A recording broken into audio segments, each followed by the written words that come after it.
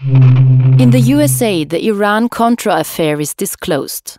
The worst ever nuclear disaster occurs at the nuclear power plant at Chernobyl in Russia.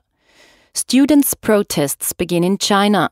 South Africa expands its emergency rules against the colored population. The East-West nuclear armament race comes to an end. Student protests in China are intensified. Stephen Hawking publishes a short history of time, which will turn out to be the best-selling scientific publication ever.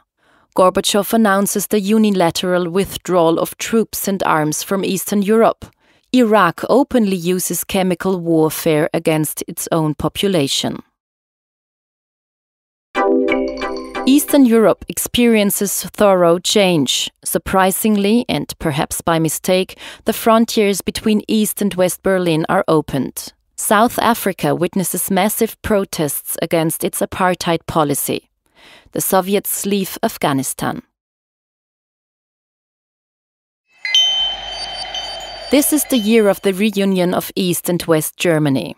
In South Africa, the end of apartheid is marked by Nelson Mandela's release from prison. Out of the blue, Iraq invades the Emirate of Kuwait. The Soviet Union falls apart when its member republics claim their independence. Yugoslavia too breaks up, with the consequence of a protracted war among its former members.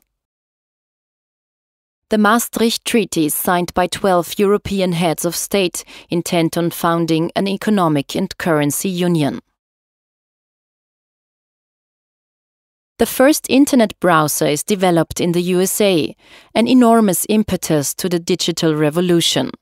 Osama bin Laden sets up the terrorist network Al-Qaeda. In April, gruesome genocide starts in Rwanda with up to 1 million victims, mostly members of the Tutsi tribes. Nelson Mandela becomes the first black president of South Africa.